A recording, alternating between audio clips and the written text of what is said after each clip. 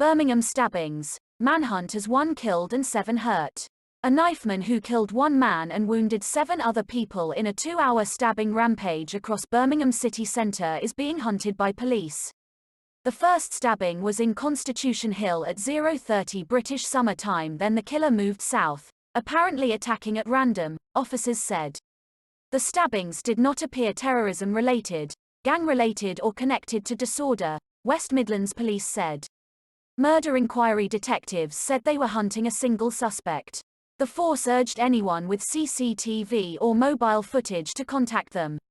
1 man died, another man and a woman suffered critical injuries and 5 other people were left with non-life-threatening injuries. Supt. Steve Graham said the attacker went on to stab people in Livery Street, Irving Street and finally in Hurst Street, where the city's gay village meets the Chinese Quarter, at about 2:20 British Summer Time. Police said there was no evidence the stabbings were a hate crime. Mr. Graham said officers, some armed, remained across the city centre to reassure people.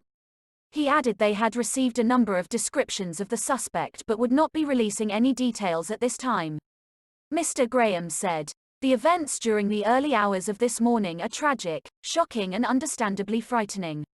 It does appear to be a random attack because we haven't found any links between the victims, either in their nature or in where they were socializing. Please be assured that we are doing absolutely everything we can to find whoever was responsible and try to understand what exactly happened." Savas S. Francis, who was working nearby, said he saw a man stab a girl multiple times but people thought at first he was trying to take her necklace. He was like very cold and he wasn't panicking and he wasn't reacting or anything.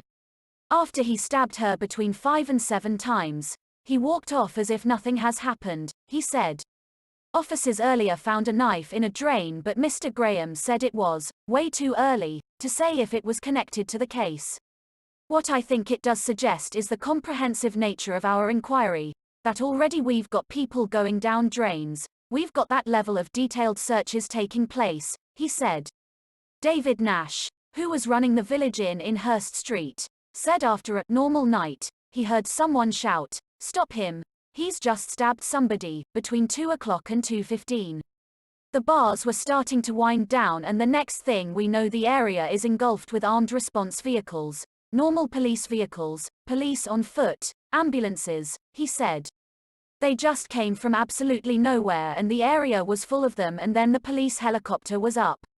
He said he then saw paramedics treating 2 people who seemed to have been stabbed. Nathan Hudson, from West Midlands Ambulance Service, said 14 ambulances attended and he was among 11 paramedic officers who were also sent to help. Prime Minister Boris Johnson thanked emergency services, working hard at the scene. He tweeted, "All my thoughts are with those affected by the terrible incident in Birmingham last night."